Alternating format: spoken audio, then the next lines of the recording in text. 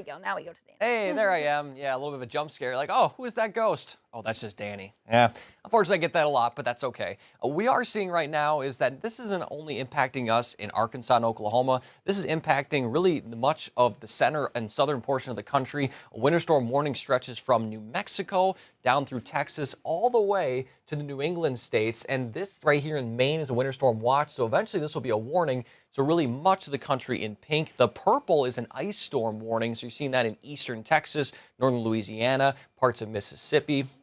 And then as we're getting into parts of eastern Tennessee and even northern Georgia and South Carolina as well. And then, of course, extreme cold there in the upper Midwest. And then also, of course, down here in Arkansas and Oklahoma. So snowfall totals have been coming in steadily from viewers. So again, thank you for sending these in. Now, some of them are more at 7 a.m., some are at 8 a.m. So again, this is a rough estimate. But for the most part, when you look at this, you can say roughly about 2 to 4 inches has fallen so far across much of the area. So you see that there across portions of Benton County as well as Carroll County. The higher amounts there, kind of towards Springdale, kind of this pocket right here, Bentonville, Rogers, and Springdale, southern Benton and northern Washington, been kind of the higher amounts, at least from viewer reports.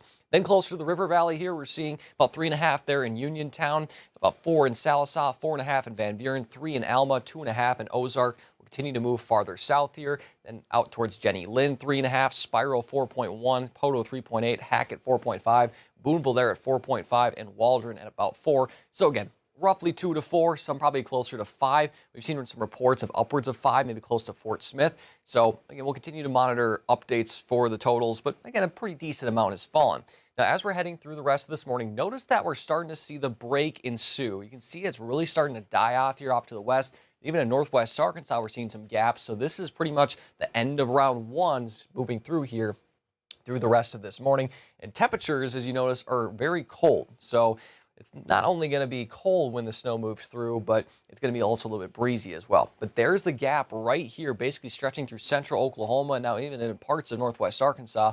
So really after this main kind of last gas moves through, we're going to see a break for quite a while. Now, what we're also going to watch for is this pink right here, south of I-40. We've already seen a little bit of a wintry mix into areas as far north as Van Buren from reporters, or I should say viewers. So this pink is probably farther north than we expected, and so this is going to be the second half here when this wave does move through. Sleet's going to become a bigger deal, especially in the River Valley. So we'll show you through about noon. Again, we'll see it taper off, and then we could see an additional little bit of light snow or some sleet move through, but for the most part, be very isolated. But once we get to 6, that's when things are going to start to ramp back up for us. Then especially by about 8, 9 o'clock, that second wave will start off. So in terms of additional snowfall from now until then, maybe up to about an inch. But really, for the most part, it's going to be very light. And that's going to allow crews to continue to try to plow off the roads before that second wave does get through. So let's pick things back up here, 7 o'clock, really starting to build in. And again, some of that sleet could stretch as far north as Washington and Madison County. That'll continue to move through during this evening. Here's 9 o'clock. The heaviest snow is going to be in northwest Arkansas this evening, especially initially, because wherever that sleet snow line lines up, that's where the heaviest snow is going to be. That continues here through Saturday or this evening into early Sunday. Do note when this is going on with sleet, we could also see a little bit of light freezing rain in southern LaFleur County and Scott County as well.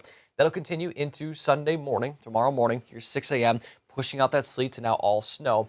For Sunday morning, I think after sunrise, we're going to see light snow kind of hang around, maybe moderate at times. But by noon, much of this is out of here. And besides maybe a few flakes flying, that's it in terms of additional snowfall.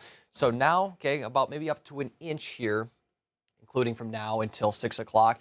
Now let's add in the rest of those totals there. And you can see roughly about an additional 4 to 5 inches is possible, maybe even as high as closer to 6 to 7 inches in Benton and Carroll County. That's where a little bit the heavier snow will be. So I would say roughly up to maybe about a foot in some areas, so a little bit lower than the 14, but we still could see some bursts in some areas, especially northwest Arkansas. And again, much of the area about 4 to 5. It's just in areas like Scott County and southern LaFleur where a lot of that sleet will mix in, and even in much of the River Valley, we'll have to see how much of that sleet mixes in. Speaking of southern LaFleur and Scott, that's where, again, the freezing rain chance is the highest for us tonight. You can see it again, especially in the dark reds. So that just adds another layer of trickiness with treating the roads because you have snow now, then you tack on freezing rain and then snow again. You almost have a snow sandwich with ice kind of right in the middle. That is very hard. It's going to be very hard to clear off. It's going to take quite a few, time. Now, it is cold. That's really no shocker, but the wind chills are below 0 for much of northwest Arkansas, and even the River Valley in the single digits many areas. So it is cold basically no matter where you are in the area right now. So that's just adding on another layer of toughness to this, because the colder it is, the less effective that treatment is for the roads. And so that is why an extreme cold warning is in effect for the entire 5 News coverage area now through Tuesday, where we could see wind chills as low as 15 below, meaning frostbite in as little as 30 minutes. I'll show you those wind chills here for the morning hours. But again, even during the day, it's not going to be very warm. You see right now it's about 925, and it's still below zero across much of northwest Arkansas. That'll be the same for tomorrow morning as well, and even in the River Valley, maybe single digits at best. Monday morning, this is when it's going to be the coldest all week, and coldest we've seen in quite some time, because that snow is going to clear out, clouds are going to clear, and when you have light winds, which we're expecting, that really lets the temperature drop, and just a little bit of wind can really factor into those wind chills. Tuesday morning is still going to be very cold. That's why that warning was extended. You can see about maybe below as 10 below. And then Wednesday morning, we're improving. You might be saying, Danny, 8 degrees for wind chill is not improvement. But you compare it to Monday, that's about a 20-degree jump. It's going to feel like summer. Take it from a guy that basically grew up in the tundra. Not really. But it's going to feel a lot better. So low temperatures. Now, you might be wondering, okay, that's great, but what are the actual temperatures? So single digits in northwest Arkansas, low to mid-teens in the River Valley for tomorrow morning.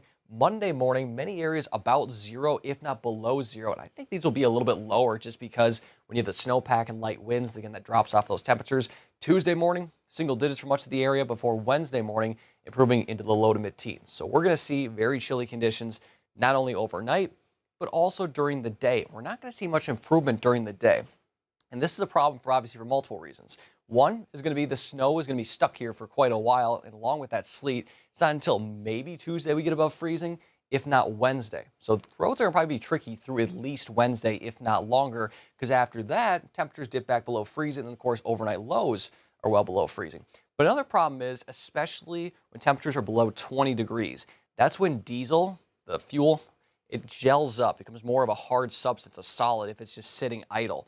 So when that happens, of course, you try to start your car, and then it stops running. So those that run on diesel, maybe have to keep it running. I know that we've talked to a couple of people that they just running their semis or their trucks 24/3 or just over the weekend just because they don't want that diesel to gel up. So that's another problem. And then, of course, with the pipes. Of course, with those temperatures below 20, that's really the guideline for pipes as well. If it's below 20 for quite a while, that's when you drip your faucets. And it's going to be below 20 or right at 20 really through, again, Tuesday afternoon. So we're going to have to drip those pipes for quite a while, keep those cabinets opening. And this cold is not going away anytime soon because, again, not only for the system, but as we head into late into this next week as well, highs are barely going to get above freezing. And then, of course, anything that melts could refreeze.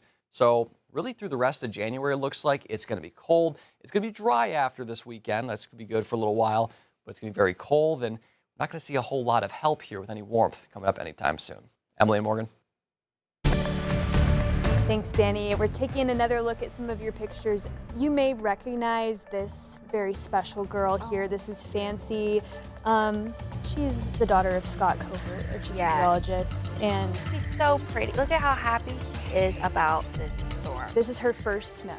Oh, so cute. Here's a nice picture of the lake there.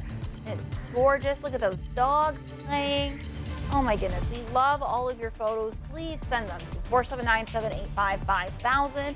Tell us where you are. Oh, a video here of the dog. Oh my goodness, look at him go in this breakfast. Yeah, please send us these photos. Bonus points if there's animals in the photos, of course. Yes. We also really want to hear what you want us, the stories you want us to tell on this snow day. If you know of something fun happening in your community, a story you think should be told today during this winter weather, please text your ideas to the number there on your screen as well. We want to hear from you what you want covered today. We work for you, so tell us, what stories do you want covered today? What is important to you and your family today? And of course, also send us maybe a photo or two of your minutes. And it doesn't even have to be just outside, maybe inside, how you're spending this lovely, lovely weather.